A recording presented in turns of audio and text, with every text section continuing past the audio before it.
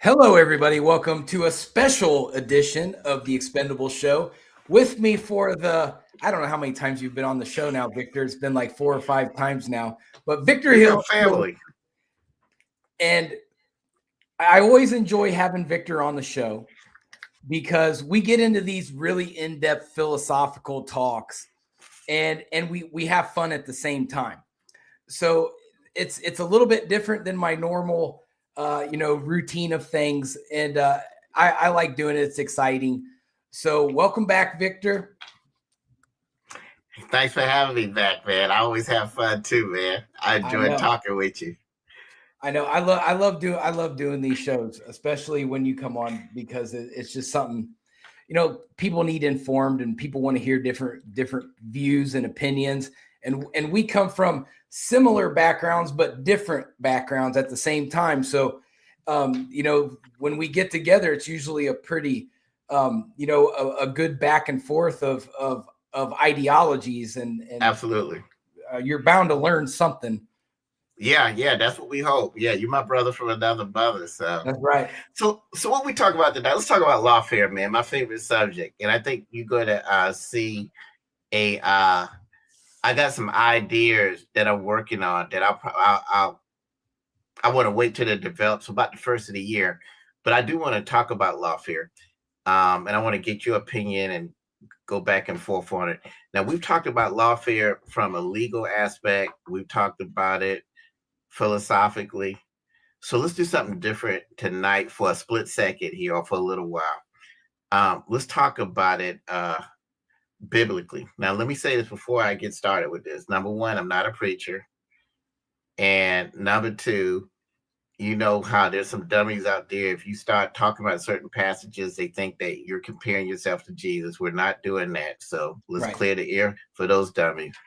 But what I found interesting with this being this time of the year, it's Christmas time, everyone's having a good time. But when you read that part of the Bible, it's deeper than just religion and your soul being saved. It's also a very powerful story about human nature. Now, I want you to think about this. That's a lawfare story. Think about it. They prosecute him. And I guess Pontius Pilate is what, a prosecutor, I guess, or he's something like that. He was definitely an official, a government exactly. official. And then think about this. There's a certain passage I was reading, and he says, "You bring this guy to me, and I can't find no crime." But they're very adamant about prosecuting him anyway. But no one really has a crime. And what's fascinating about that story is not only did they insist on prosecuting him, but they let a murderer go and prosecuted him instead. They're like, yeah, let the murderer go. We're going to prosecute him instead. Well, that sounds familiar. That sounds familiar to me, right? Yeah, drop the charges on the bad guys and let's put the sheriff in jail right now. Again, I'm not comparing myself to the master. I'm talking about lawfare and the legal aspect of that particular story.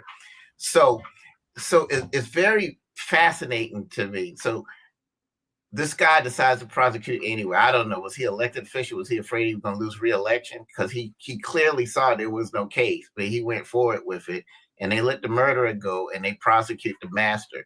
And I was just thinking, what a textbook story of lawfare. So lawfare is nothing new.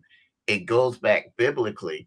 And the very person that we celebrate every year for what he did for us was actually a victim of lawfare. And that's not the only instance of it in the Bible. Daniel was a political situation. He was about to get some type of promotion, and they clearly said they couldn't come up. The charge they wanted to come up with didn't work, so they had to go find something and make something up, and then they were able to throw him into the lion's den. So lawfare goes back as far as when the legal system first started, and people have used lawfare to prosecute people that they either simply don't like or don't agree with their ideology or whatever like that. And some people are probably, quite frankly, prosecuted just for being them. Like, hey, whoever you are, we don't like what you represent, so we're going to prosecute you. So instead of, I had a friend of mine, actually one of my attorneys told me, he said, you're actually on trial for being Victor Hill. He said, You know, that's what you're really on trial for. And if they should have charged me with that, I would have pled guilty if they would have charged me with that. You know what I'm saying? But there you go. I'm not a preacher, but I just thought it was so fascinating. And then when you read the story, and let me tell you what, it gets real fascinating. Here's how the charge came up. There's a scripture. You got to read it, man. I'm not saying you don't read the Bible, but just in case you don't, you need to read it. Okay. But there's a scripture that says, if this guy continues, well, I don't want to say this guy, but you know, we're talking about the master. It says, if he continues to perform these miracles, people will cease to notice us. Right. So that's basically saying if this guy keeps doing this, they might not come to our church anymore. They'll go see him instead. So we got to get rid of him.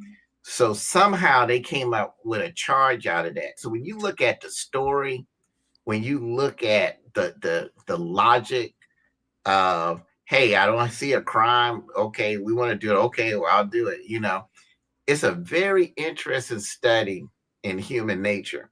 And I was just telling a friend of mine the other day, I honestly believe, no, I don't believe, I know this. If he came back today,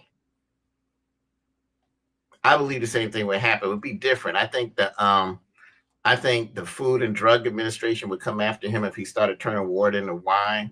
Yeah. I believe, no, I'm serious. I believe the Medical Association would say that you know, this type of healing is not approved by the medical. It's faith healing. We don't do that.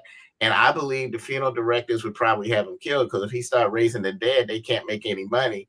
I believe it would just be a repeat, but on another thing. It would be civil lawsuits and prosecutions and stuff again. I really believe that. I think that if the thinking was that warped back then, it certainly hasn't gotten any better now.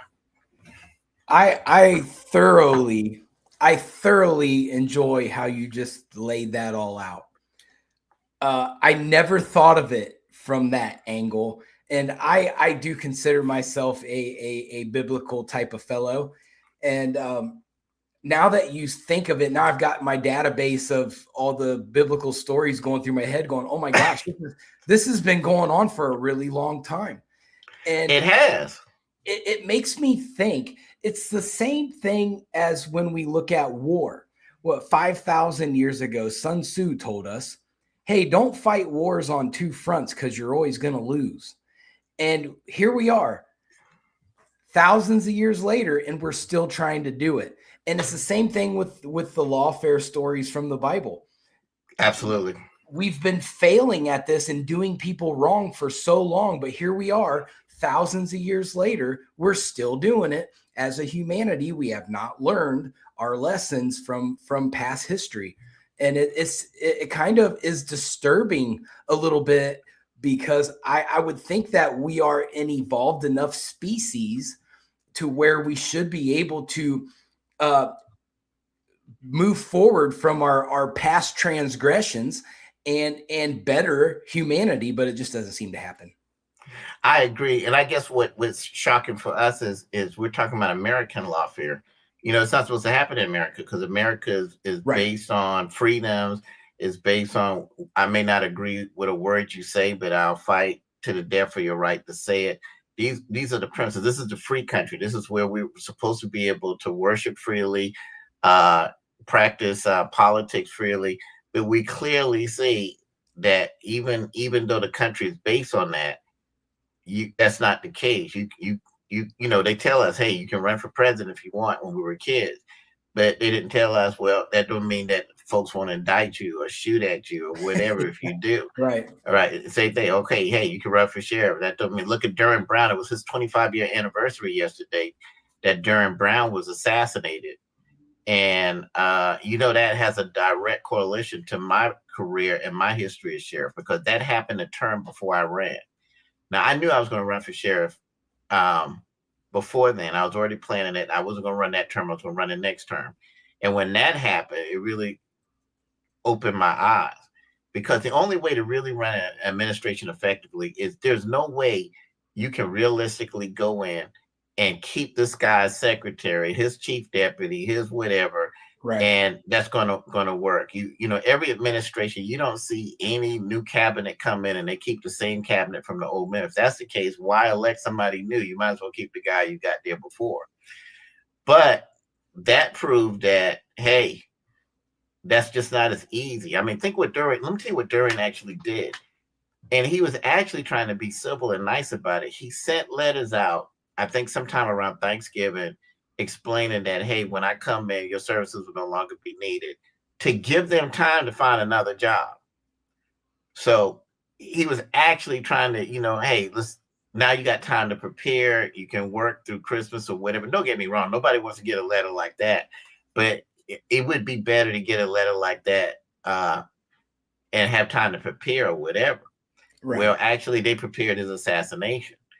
And don't forget, it was a deputies that plotted that. Now, the order was given by the sheriff, but it was employees that plotted that. Even if you look at my prosecution, the only people that came to testify was employees that I fired. And of course, people I fired or arrested. So of course, you can get all of them to line up. You know what I'm saying? Right. That's another thing a lot of people don't realize. All of the star witnesses in my cases were either fired, demoted, or arrested by me. Some of them are a combination of all two or three, or all three. Yeah. Yeah.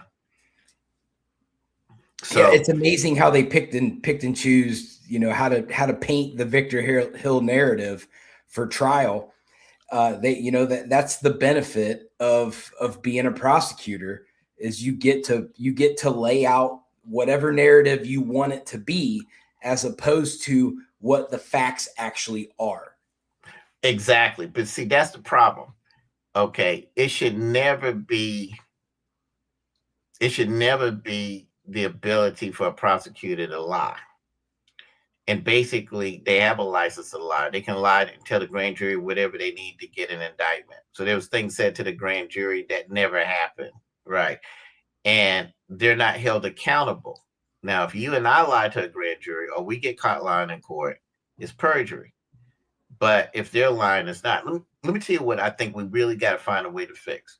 When you go and you testify to tell the truth, the whole truth, and nothing but the truth. But here's what's fascinating about that, because this is happening in the civil trial I was in. Okay, you get up there and I have to tell the whole truth. You say I can tell the whole truth and nothing but the truth, so help you God. But you're not allowed to tell the whole truth. When my attorney started talking about getting ready to talk about restraining orders, where a guy was intimidating a woman by cutting the tails off of her puppies, it was an immediate stop. The jury had to go out. And my attorney was threatened with contempt of court. Okay, well, that's the whole truth. Now, you're asking us, you're swearing us in to tell the whole truth and nothing but the truth, but you can't tell the whole truth about him. But then you're allowed to lie about me. Now, let me tell you how that gets interesting. So at the civil trial, it's obvious I never touched the guy. It's obvious the nurse is helping him out and looking at him and everything like that. So he gets up and he tells a story that once he's rolled in a room with another guy. Hey, describe the guy. It's a black guy, about 40. Okay. And he said, we're in there and this guy is crying out for help. Nobody's paying attention.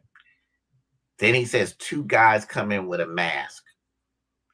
Then they take his chair and start ramming it into a wall. Then they turn his chair over. Then they put the chair back up. And then one guy says, what about him? And a guy said, well, he's not doing nothing. So this other guy comes and tightens his cuff and tightens his straps. And that's where his injuries come from. Okay, you're an ex-cop. You know we double lock cuffs so they can't get tighter anyway. Okay, who are these guys? And why during the investigation didn't the FBI find them and lock them up?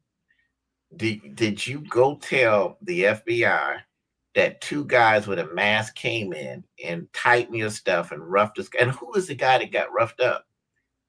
I mean, there's a roster for every shift.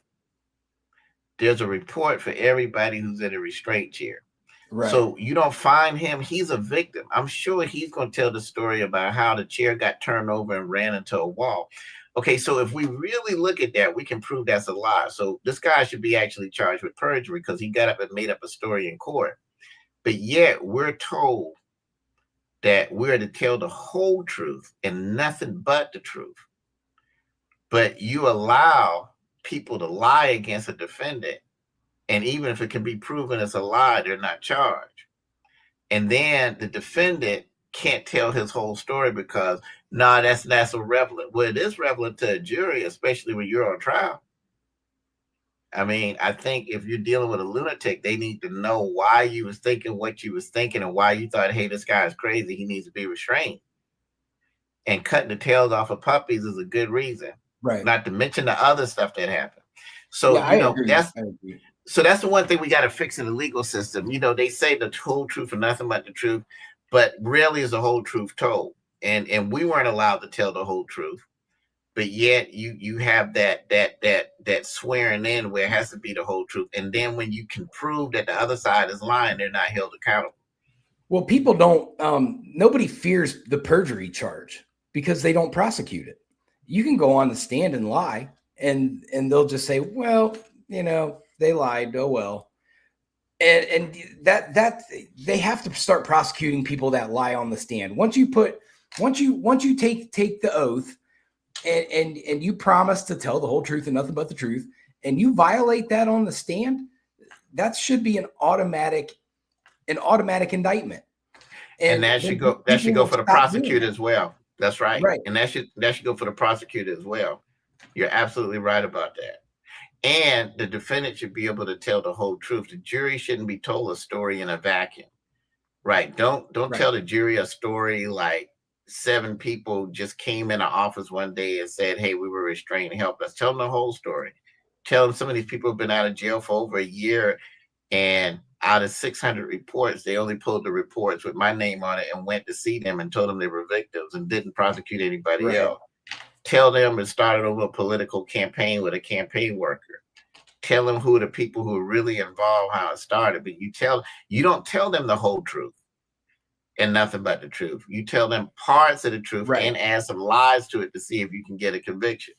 Right. It's all about narrative, painting a narrative instead of giving the full spectrum of the what, where, why, when, and how, and allowing the jury to draw their conclusions from all of the pieces of the puzzle instead of 12 of the 20 pieces that need to, you know, they manipulate it so bad. And prosecutors, I always say shame on you prosecutors, because they know they're doing it. They're doing it. It's malicious, I think.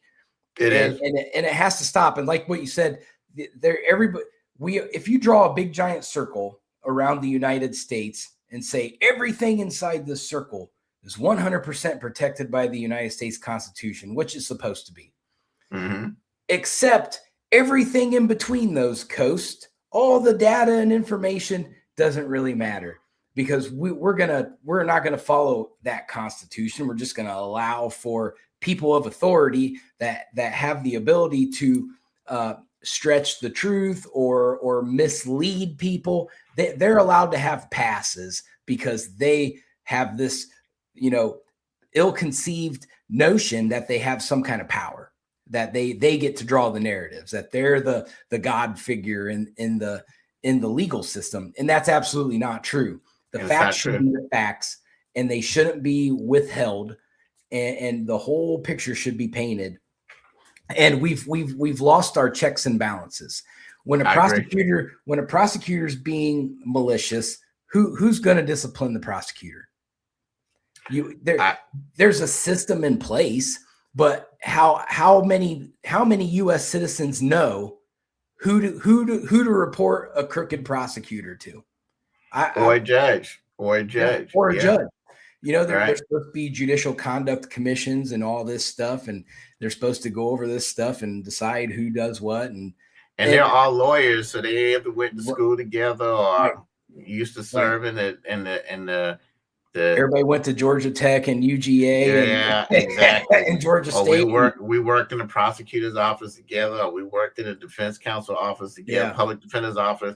And it gets to be, you know, that's another thing that has to be addressed too, full disclosure. Just like the judge in my case didn't disclose that her husband worked at the DA's office, or she's friends with the DA, or that she's friends with a political opponent, Facebook a friend.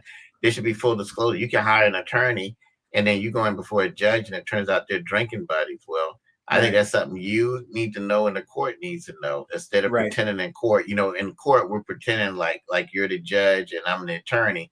But when those lines are crossed, familiarity breeds contempt, as we know. And folks aren't getting a free trial, a fair trial because of that kind of stuff, you know? I'm going to give you an example of one of the situations that I ran into in looking into a case in Kentucky where a lady pulls out in front of a guy hits the lady in a car. The lady is the judge's mom. She dies. They charge him with everything under the sun.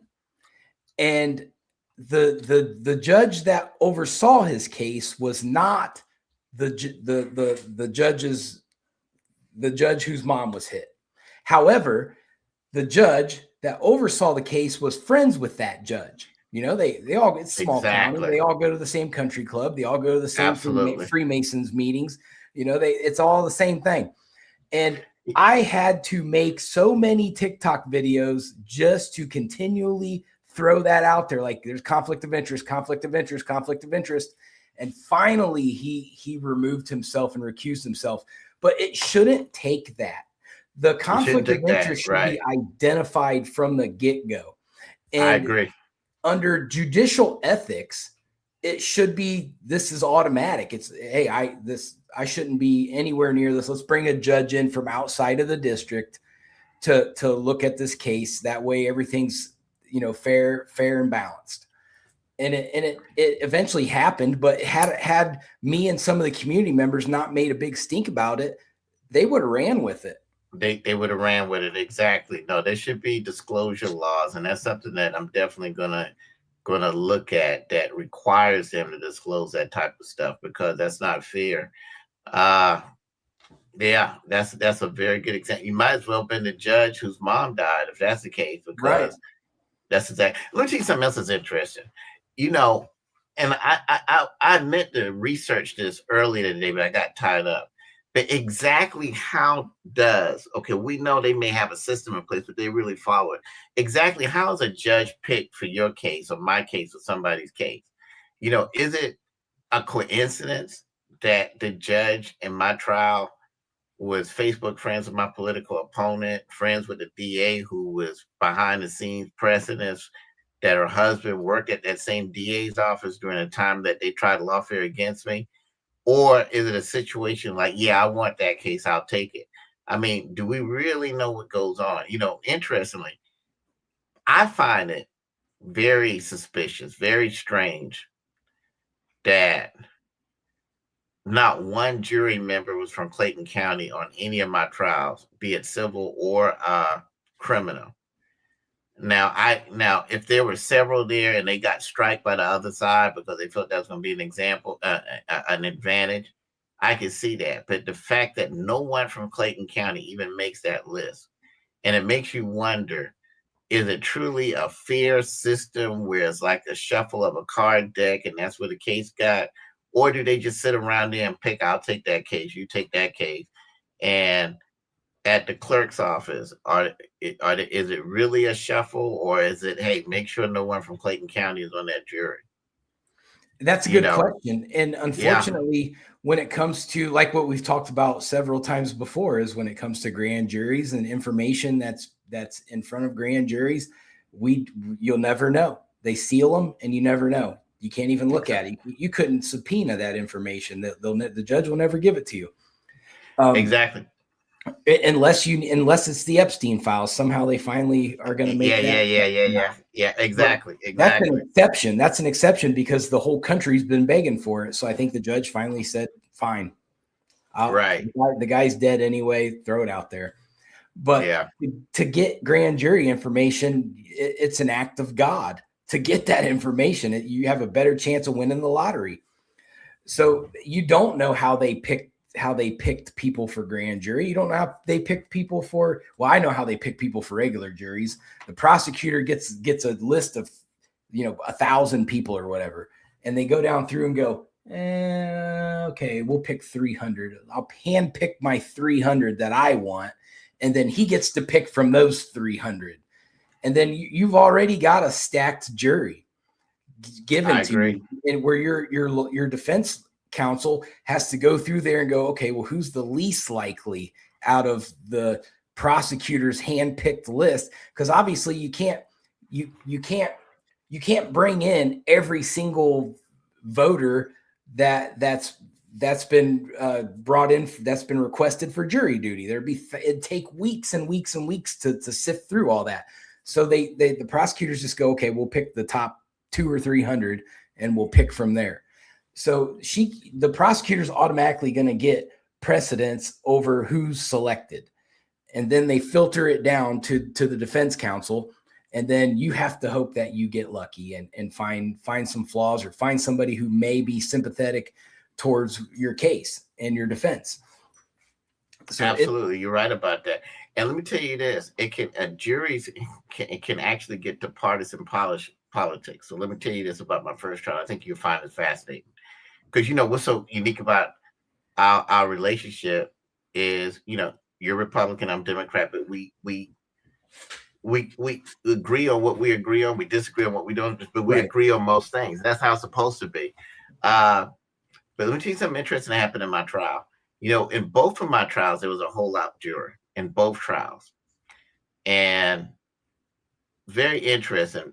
But the guy that was the holdout juror in my first trial was an older white male. The foreman of the jury did everything in her power to get him kicked off. I can't say I've sat through a lot of trials, but I've been in law enforcement a long time, but I've never seen a foreman keep sending notes after note. I mean, she was saying the guy, he's not following instructions. He's not this, he's not that. And then we've never seen a person called out twice. The actual juror, who's a holdout juror, gets called out twice in front of everybody, the media, and asks questions. Hey, are you doing? No, I'm fine. And the guy gives intelligent answers. He said, no, I'm looking at willful intent, which is something you and I will discuss on another show, right? So after all of that, then the foreman of the jury sends out this note. And the note says that this juror believes that the president and the sheriff has immunity. Okay, now remember, that was a time, right during that time is when the president was actually had a case before the Supreme Court about his immunity issue. So basically what she was trying to do is say that this guy was what some people refer to as a Trumper or whatever. What does that have to do with my trial? Okay. Right. It shouldn't be this guy likes President Trump, so you need to kick him off the jury is basically what she was saying. How crazy and ridiculous is that? Yeah, facts don't have a political party. Yeah, it doesn't have a political party, and of course, think about it. That's said in front of a media, which our media here is pretty liberal. The judge is a Democratic appointed judge. Hell, I'm a Democrat, but at the same time, what you're trying to do is make it, I guess you're making it, hey, this guy's tough on crime. The president's tough on crime. We got to get rid of those type of people. And this guy supports the president. And it was just very, very inappropriate. You know what I'm saying? So basically, you're using partisan politics to try and affect a jury. So then it makes you wonder, okay, when you pick this list, is there somebody behind the scenes trying to pick, hey, we need more Democrats on this jury, or we need, because Republicans may see it a different way, or vice versa. Either way, it's wrong. It's supposed to be facts. It's supposed to be a jury of your peers. And, and then that brings up a questionable thing too, because is it truly a jury of your peers if they don't have any understanding or any experience in your profession to know if something's right or wrong? If you had cops on there, cops know that's how the chair has been used for years. But if you lie to a group of people who are untrained and tell them, hey, this is a constitutional violation, well, then that means that the Constitution was violated by all of my employees and by every jail in Georgia, because the chair was used the exact same way. Yeah, and I'm trained in the chair. So I've looked at all the incidences in question of the chair, and I didn't see not one single policy violation. Everything was very textbook. And I've actually seen some really bad chair situations that make yours look like rainbows. And and I'm sure you've probably have seen them or heard about them as well, where people will put people in the chair and then they'll just mess with them the whole time they're in the chair. You're not supposed to do tase them, that. Gwinnett. Yeah. Look at Gwinnett County. That's all you can look Right. at that. Yeah, And, you're absolutely. Well, let me. You know what? I don't want to interrupt you, but let me tell you something that's very interesting. That's very telling. Remember, I was indicted on 7 counts. I was found guilty on 6. Do you know why I wasn't found guilty of the 7th count? Are you ready for this? I'm ready. Because it was a clear video that not only was I not there when this particular individual was put in a chair, it was a sergeant that gave the command to put him in a chair. I never said put the guy in the chair. I wasn't there when he was put in the chair. I just came and spoke to him. I actually came and spoke to him and then told him to let him and the other guy out. I mean, that's actually what happened, and it's actually on video. That's a whole nother story. But when they saw that it was a sergeant that put him in the chair and not me, well, they let that one go. Okay, well, here's the question. If he shouldn't have been in the chair and it's illegal to put someone in a chair under those circumstances, then why didn't they go indict the sergeant? So are we saying that it's only illegal to use the chair that way if you're Victor Hill, the sheriff? But if you're any you're the other only one. Exactly, right. So all the other 600 times my employees did it, we're not interested in that, because if you're saying that it was illegal for me to use a chair that way, it should have been illegal for them. We should have 600 victims, not 6, Right. 600. And we should have a whole bunch of other people indicted for using a chair the same exact way.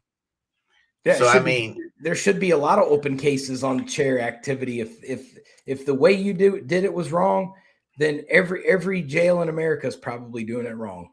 That's exactly right. And here's what else is fascinating about the criminal justice system we got to fix: conflicting rulings. Okay, not only in different circuits. One circuit says that's right. This circuit says it's wrong.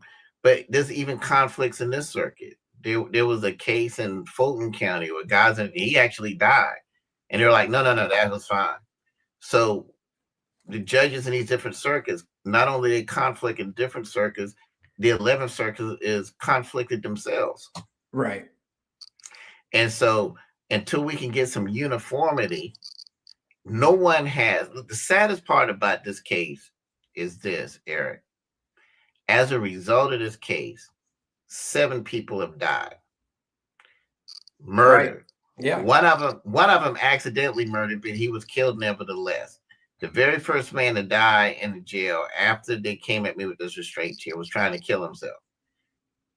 They didn't want to use the restraint chair anymore because of what happened with me. So to keep him from doing what he was doing, they kept him on the ground, but unfortunately didn't realize they were smothering him. Now, a federal lawsuit just came out on that about 3 months ago. So now the guys who I put in the chair, not only did you drop their charges, but they're saying that they should get millions of dollars. Okay. Right. What should this guy's family get? Because had the chair still been there, he'd be alive today. Yep. This man is dead because of a political prosecution. And then with the disorder in the jail afterwards, there's been 7 other murders that's happened. I mean, 6 other murders that's happened after that. But the very first guy to lose his life in the jail, even though it wasn't their intent to kill him, wouldn't have happened if it wasn't for this particular case. So when these dummies came up with this new, I will never forget the prosecutor that he's talking in the courtroom. He says, and I believe this is a constitutional violation. What do you mean you believe it? It's because it's never happened before. You came up with it. I believe it's a constitutional violation because I want it to be a constitutional violation because I want to prosecute him, not because it's a clear constitutional violation or it is one, because it really wasn't at all. Right. You make up this prosecution so that you can get a conviction and get a promotion, or hopefully someone will know who you are. And I can't remember the dude's name. That's sad. I should remember it. But you do that, and then as a result, 7 people lose their lives. 2 have been gang raped, overdoses in the jail, numerous stabbings. I mean, it's That's enough the where they're result. protesting. They're protesting out front of Absolutely. Clayton County Jail. As People they are should. noticing. They're noticing. That's right. And all it is the domino effect of some, which we refer to sometimes as charge nerds. Let's come up with a charge. Right. And let's charge him. Let's charge the highest profile person we can. And look at the death and destruction that's followed it. Yep.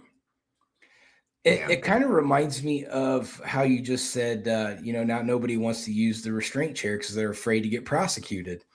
It kind of reminds me of the situation that just happened in New York City where they're calling it the Daniel Penny rule, that nobody wants to help. A lady got burnt on the subway and nobody wanted to help her because they were afraid they were going to get prosecuted like Daniel Penny did. And I know it's a gray area subject. Me personally, I'm not letting that happen. If I'm seeing someone getting hurt on a subway, I'm going to interject in the best way that I know how.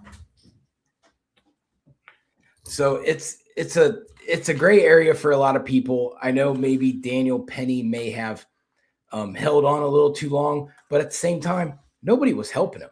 There was no help, and now we have a woman that got killed on the subway because no one wants to help because everybody's afraid to get prosecuted. And it's going to be the same way with the restraint chair. You're going to see more escalated events because the inmates aren't stupid. They're going to know, hey, their restraint chair is not getting used. So that's one less form of punishment we have to deal with. Absolutely. If you see that, I know you saw the documentary that Tommy G made. Yes. And there's this room they're in and it's torn up. They've actually dug out the ground of the floor. How they did that, I don't know. I saw that. It's insane. Exactly. Well, guess what? That's the room where the restraint chair was. They couldn't tear up the room because we knew that they had destructive behavior, aggressive behavior, suicidal behavior. Because, a lot of these people, that's why the jail didn't get torn up. People start breaking sprinkler heads. They start stopping up the toilets, like what they're doing. That came from destruction. The fact that most of the toilets there don't work and they have all the fecal matter on the ground and urine on the ground, that's from inmates destroying the stuff. When inmates started destroying things, beating stuff up, our policy was they had to be restrained and they had to be checked mentally too as well for that. Well, that's why they didn't tear stuff up, because they weren't allowed to. Well, you take that away and the jail is destroyed now. So even if you gave this guy, hey, here's $10 million to fix the jail, they're going to tear it up again because there's nothing to stop them from doing it. Yeah, there's no consequences. Exactly. And then there are people that and not just consequences, but they don't have the ability to do it because they can't physically do it. It's just like when you take a whole bunch of folks to court, they're all restrained. They got leg irons on, they got these shackles on. It's not because they're uncontrollably violent. It's not because they did something. It's to prevent them from doing something. They're not physically able to do it. You take that away from them, so you prevent it. I think the biggest problem that we're going to see here is you got these prosecutors, these, I don't know what you call them. You call them woke, you can call them liberal, I call them dummies. But what they're doing is they're criminalizing preemptive tactics that we're taught. The restraint chair policy says you can use a chair preemptively. The training we get from the Georgia Peace Council even talks about preemptive use of force. The teacher's office is that in order to stop something from getting to a certain point, you can use force preemptively, not deadly force, of course. Right. But whatever. And we're taught on traffic stops, hey, if you think this guy's in trouble, restrain him. If you're on a search warrant, restrain certain people ahead of time because you know that there are problems based on pre-attack indicators.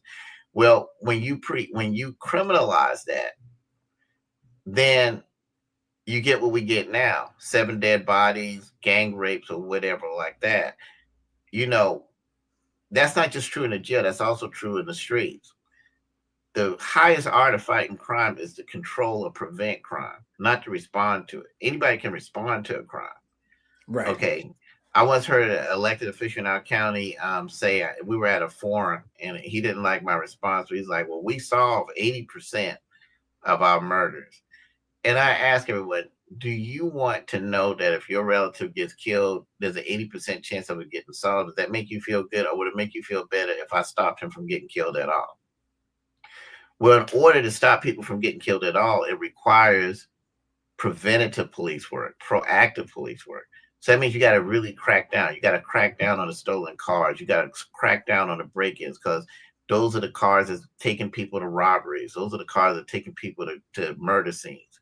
So when you start making it frowning down on doing the aggressive things that make criminals unable to move, hey, there's too many road checks. We don't want it. Doesn't look good. Okay, well, if those road checks are there, those same guys that were coming to rape, rob, and murder, they don't want to come through there because the car is stolen. Right. But when you make that, okay, well, we don't want too many road checks, or I don't know if the road check is this or that or whatever. Now you freed up that gap and you stop us from being able to prevent it. The restraints here was a preventative tool. It prevented people from getting killed. It prevented the jail from being destroyed. It prevented people from killing themselves. It prevented officers from accidentally killing someone trying to restrain them and putting too much weight on them. And you criminalize it. You criminalize the way it is used. And then we get 7 murdered bodies. And I think 5 overdoses. I mean, they weren't murdered, but it prevented all of that. You didn't have the drugs in there like you have now. You didn't have the escapes. So you criminalize prevention, and then all you can do is respond. Right. And I want to give him a lot of credit. The gentleman who did that documentary, he did a fantastic job, and he brought up a lot of really good points of things that a lot of people that have never been incarcerated, they would never see these things or know how these things work. However, I thought it was a horrible strategic move on the sheriff's part to allow that to happen, to allow a camera, especially a social media influencer, to just freely come in and video document all the craziness that happens inside your facility. It makes you look like a bad leader. And I that the jail is going to reflect on the sheriff. So if your jail's out of control, your sheriff's probably enabling it or just saying, they're inmates, who cares? But at the same time, just weak. Right. And that's why you're getting a public response out of it now, because everybody watches TikTok and YouTube and they've seen this documentary. Everybody in Clayton County has watched this thing. I hear about it all the time. And so now these families are going, oh my gosh, this is happening in our county jail. This is a problem. My nephew is only going to jail for a DUI. I hope he comes home alive. And he might not. Right. And it's becoming a serious problem. And no, keep going. I'm sorry. Yeah, you shouldn't have to. If you have to go pay a debt to society, you should be able to go pay your debt to society and come home safely. Right. You shouldn't have to be gang raped and have to go get anal surgery. You shouldn't get stabbed, murdered, or whatever. And that's what's happening in Clayton County Jail. But let me tell you what else is fascinating about this as well, too. And I don't mean it to be I told you so, but I guess maybe it is. Okay. So you got these experts.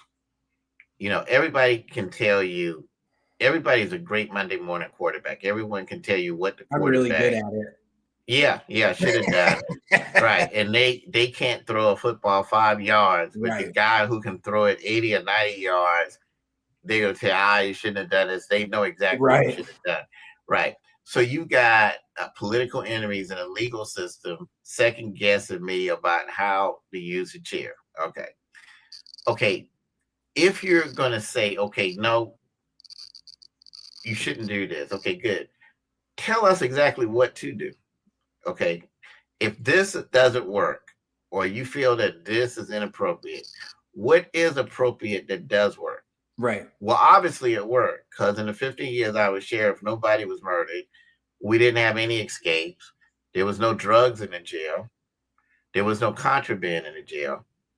but now it's drug infested.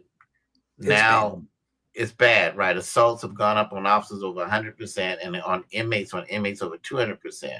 So if what I was doing was so bad and so wrong, and you know this from your expertise of being a prosecutor or wearing a robe every day, okay, then tell us, or perhaps you should have came and tell me, okay, here's how it's done.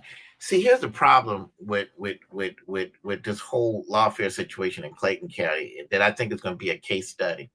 Again, if how you can't say it didn't work because it worked well for 15 years. So what does work? Because if you knew what you were talking about, the jail should be just as good or better. And then that way you can say, see, you didn't need a restraint chair. That's too much. See, you didn't need neutral oath. You didn't need this military structure. Right. The jail is fine. It's safer without that. But that didn't happen. So what is the correct remedy or the cure for this? Since you're saying what we were doing before, which wasn't illegal until y'all made it illegal, what's the answer? And they don't have that. Right. It's just like the political enemies that wanted me out of the way. Well, there should have been a plan after that. Okay, we got them out the way now. Okay, good.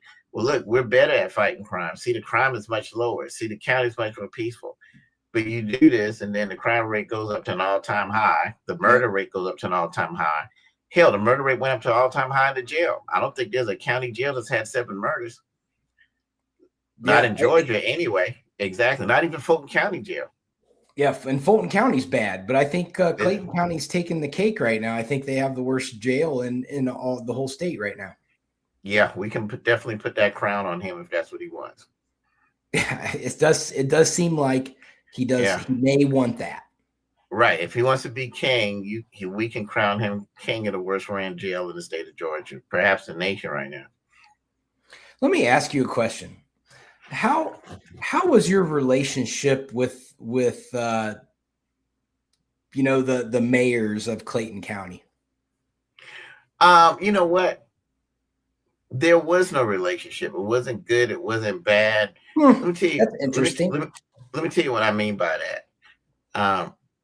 I was kind of operating in a vacuum, meaning my time was spent on the streets and the jail and the courts and with the people.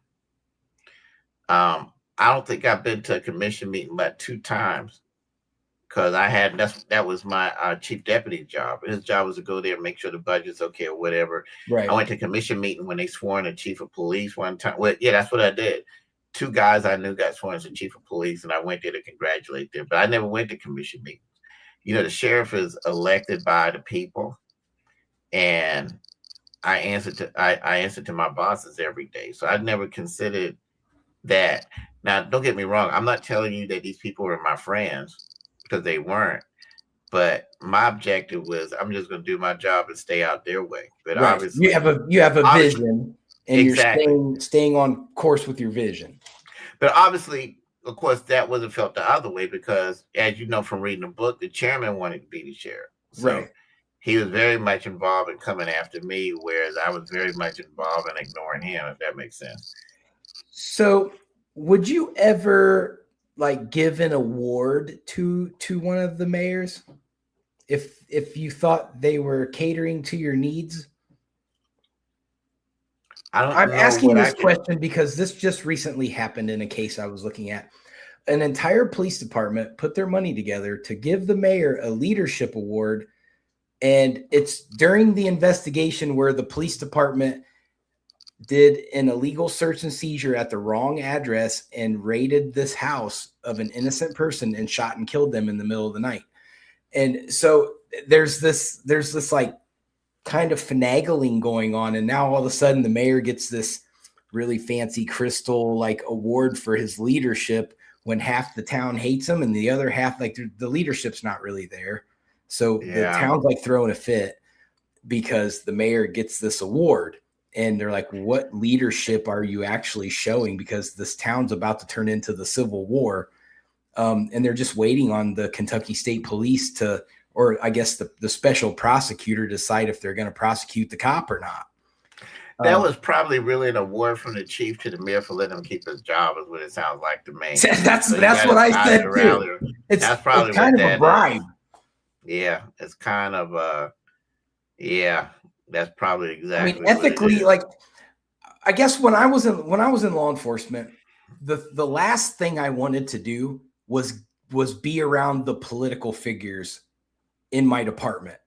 I don't want nothing to do with those politics. I just wanted to go work my shift, make sure my county's safe while I was working my shift, and go home.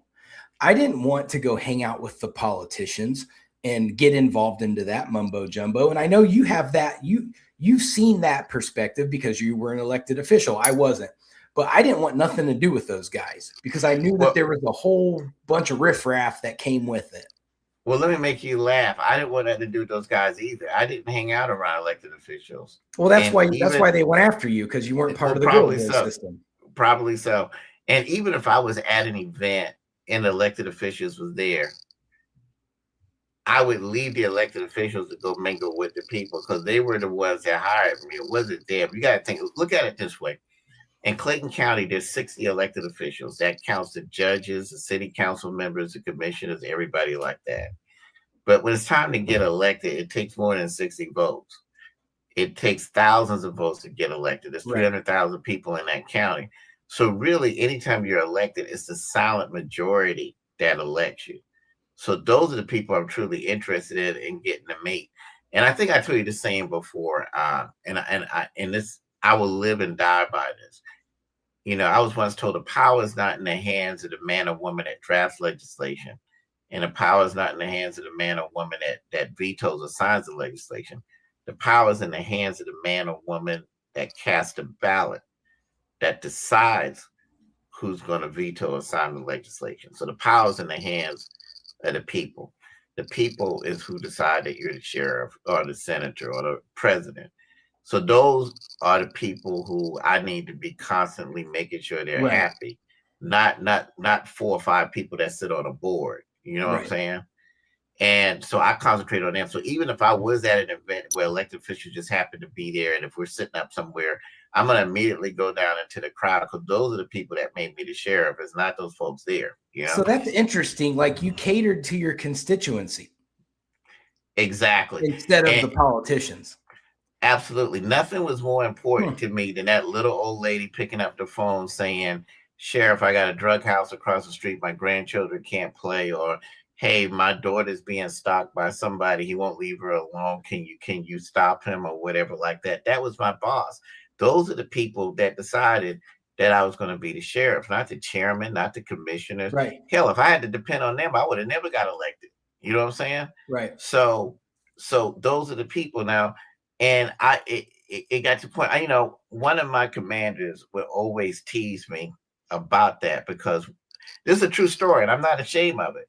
But one day, you know, I did a road check every day in the county because road checks reduce crime.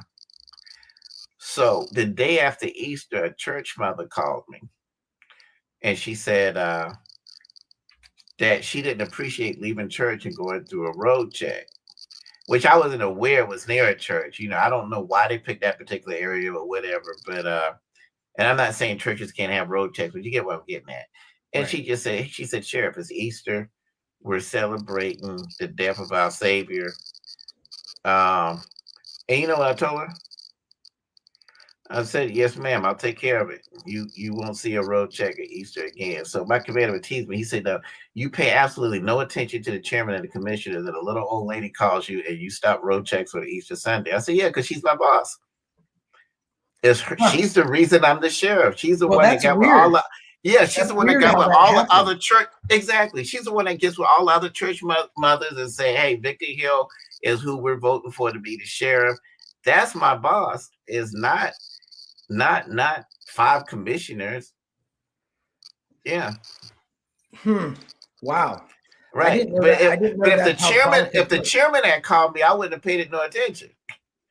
Hey, I got a job to do. Do your job and I do mine. She calls, okay, hey, okay. Yeah. And a lot of people don't understand that you're an elected official. Like you said, you answer to the people. You don't answer to another elected official or another appointed official. You're on your own. You're on your own game plan. Yes. Should you work with other departments? Absolutely. Of course we do. But they can't come and say, hey, you're doing your job wrong. I would have 100,000 mean things to say if somebody told me that if I was the sheriff. Like, oh yeah, well, how about you go worry about what you're supposed to be worrying about? Right. But that's me being mean.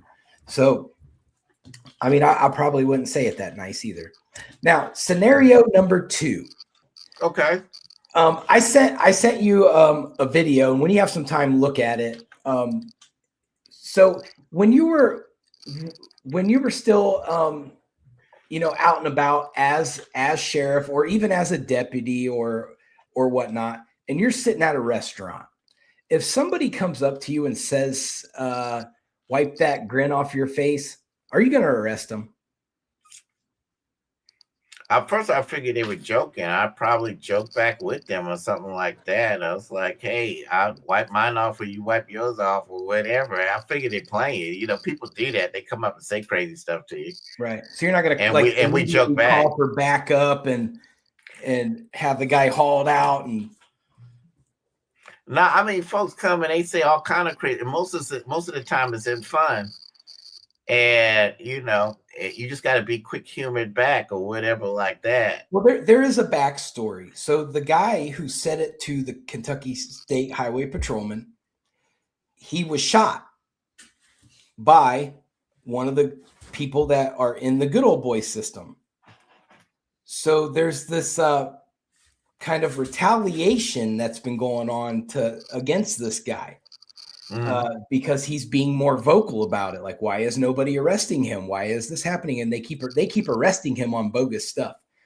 And they charged him, the Kentucky State Highway Patrolman charged this guy with harassment because he went to the bathroom, came back, sat down at the bar stool, and on the way back he said, wipe that smirk off your face.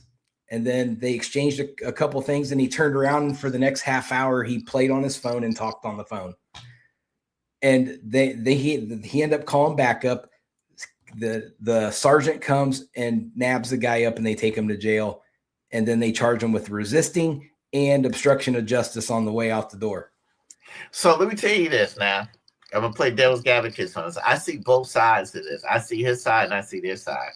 Okay, if you got shot by the police and you see a cop, why tell him to wipe the grin off his face? I thought when you first told me the story, I thought it was just somebody, because sometimes people come up and they'll joke with you or whatever, and then you joke back. But I mean, I'm not saying that he should have went to jail, but he is instigating stuff.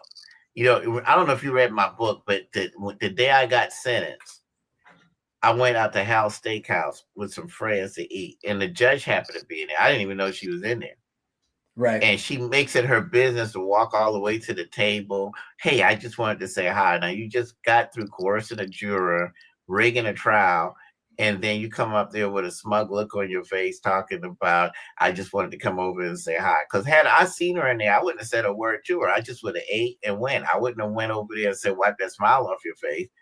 Right. I would just go and appeal the case. So, that type of stuff, like suppose I was really a thug for real and you just got through doing all of this craziness, and then I decided to act out with you. Now you want to act like you're a victim when you're trying to be smart. You know what I'm saying? It's very inappropriate. Right. I mean, if I'd known she was in there, I wouldn't have said nothing to her, or I might have went to another restaurant. But had she not made her way over there, I wouldn't even know she was there. So the point I'm trying to make is this. Why even tell this cop to wipe the grin off his face?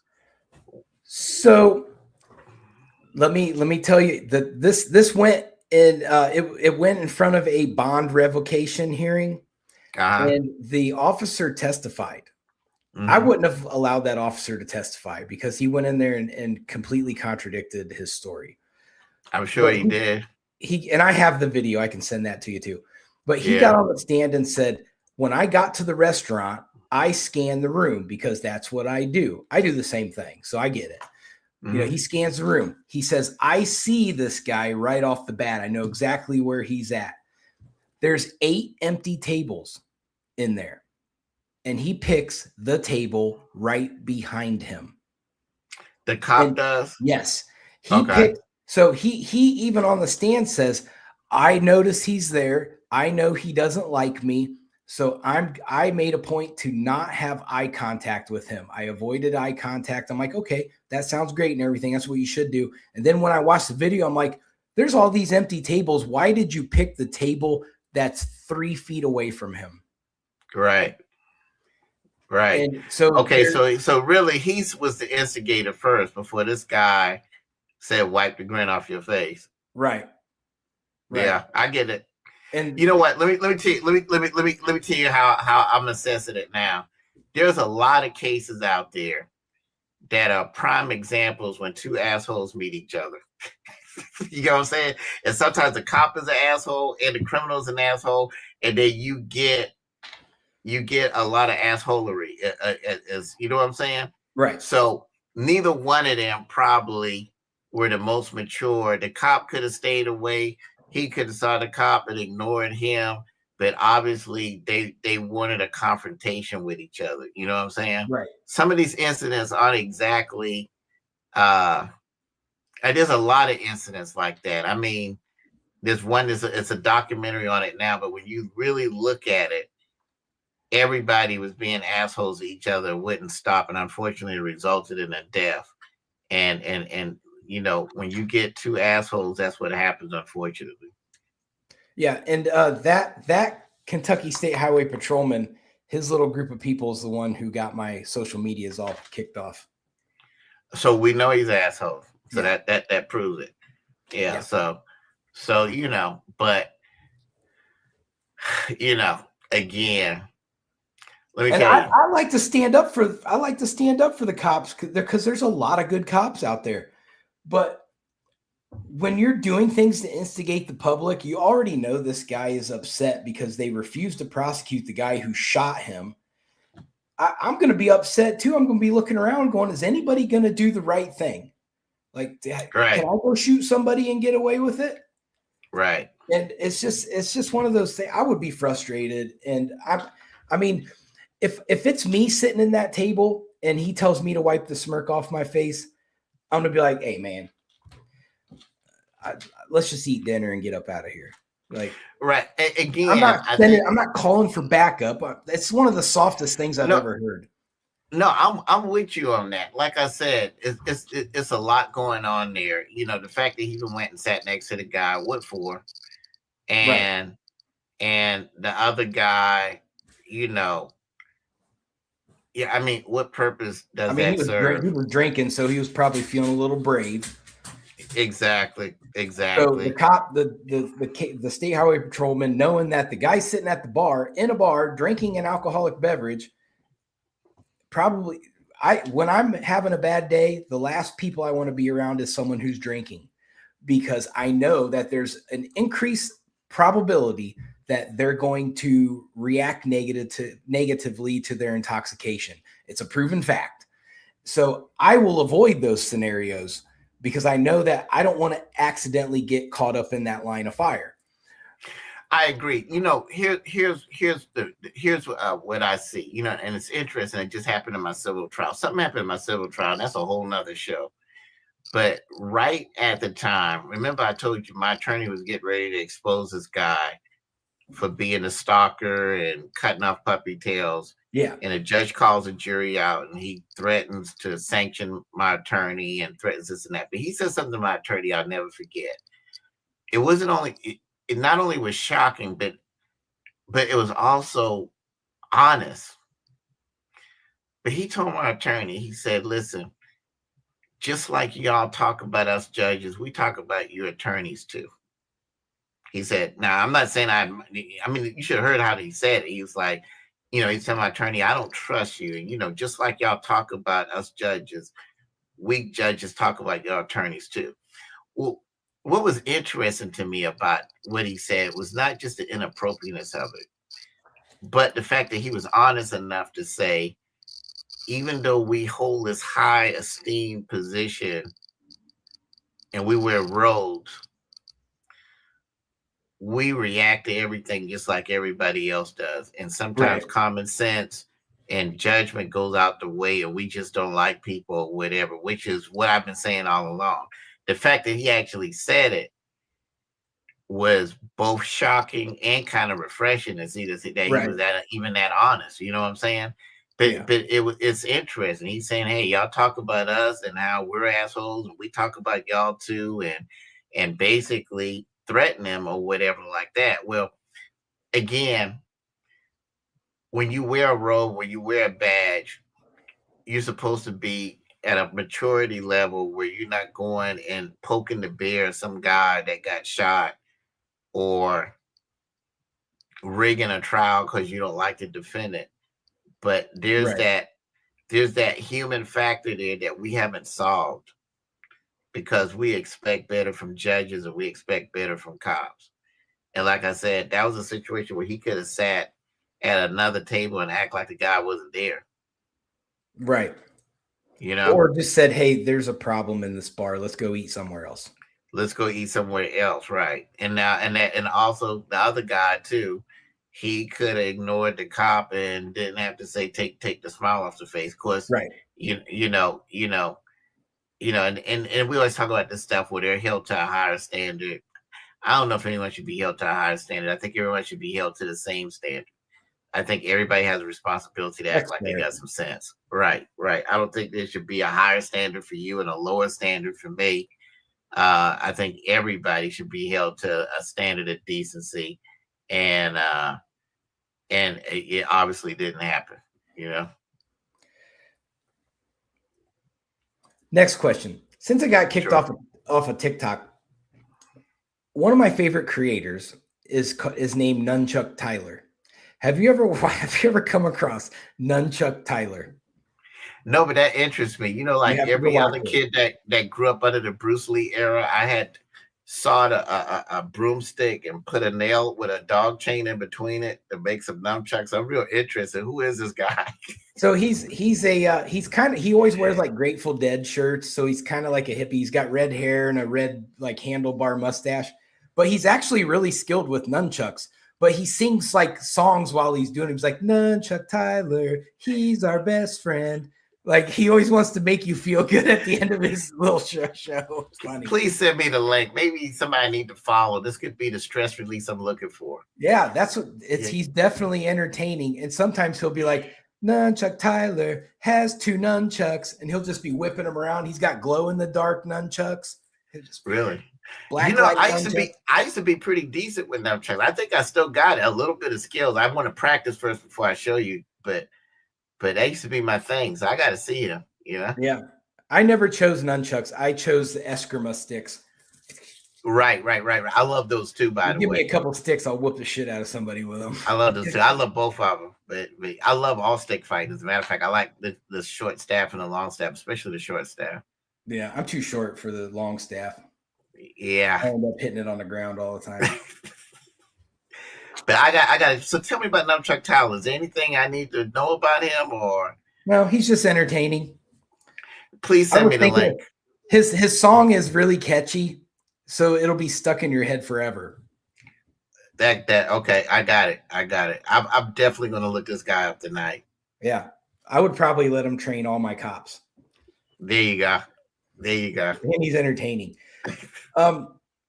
Next. So I did not know this until just recently. And I don't know why I looked it up, but I did. And did you know Shaq lives like maybe 5 miles away from my house? Yeah. I don't know where you live, but I know he lives in Henry County. So yeah. Yeah. He lives on like the north side of McDonough. You should stop by and see him. No, I'm not going to do that. He's actually a very friendly. Let me tell you something. He is actually a very, you know how some people, they're just great human beings. No, I love Shaq. Yeah, I've seen him just do things for people. I mean, he's just a great human being. But go ahead. when he showed up, I don't remember because didn't he wasn't he on with Henry County Sheriff's Office or was it Clayton County? Well, he was with me. He was an honorary deputy with Right. me. And then, Okay. right. And he was going to run for Henry County Sheriff, and he decided not to, and that he would just work with the current sheriff. And I think he does some type of community something for him or something Yeah, he like that. was I'm just not doing sure. something not that long ago. But I Yeah. saw that one video that he did where the kids were playing basketball in the street and like somebody had called that they're always in the street blocking traffic. So the cop came down and saw him playing basketball and like kids were out not getting in trouble. They were playing basketball. And then he said, "Hey, I'm gonna be right back." And he went and got Shaq and brought Shaq back. And like they played ball with those kids all day. And that always stuck with me. I'm like, for Shaq to drop what he was doing to go do that for those kids told me a lot about his character. One And day, I just it's love a him. lot. No, he's a good guy. He rode with me a few times on patrol, and we just happened to ride up on How? some. From the back Yeah, seat? the fact that the fact that he could fit in the car is a miracle. Yeah, but actually, I had to take my truck. It wasn't the car, so I had to get the SUV. But I can remember I was going down this particular street, and there were some kids playing basketball, and he got out and he started playing. Because they were pretty shocked because I think that's the last person they were expecting to get out of the car. But let me tell you a better story. So there's this guy. It was on 130. It's right near the Henry County line. And so he's riding with me on patrol and everything. And this was a guy that I had already dealt with and told him not to be there. And I'll never forget as I pulled up and I got out the truck. You were a cop. You know how it is. There's this certain language right before they about to go rabbit. I'm talking Right. to the guy and he's backing up and he's back up like he's Yeah, about there's to a run. transition that they do.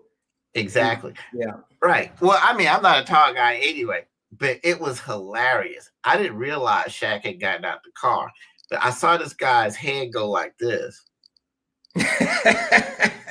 So then he looks up, and I'll never forget. I told the guy, I said, "Do you think you can outrun him?" And he just freezes. I was like, "Hey, turn around, put your hand on top of your head or whatever." And I searched him or whatever like that. It was like, "Hey, I was going to run. But when I saw this guy, I saw his eyes go up and I knew it had to be him behind me. And then when I saw it first, I said, you think you can outrun him?" Right. And it was obviously he didn't want to try. It was hilarious, man.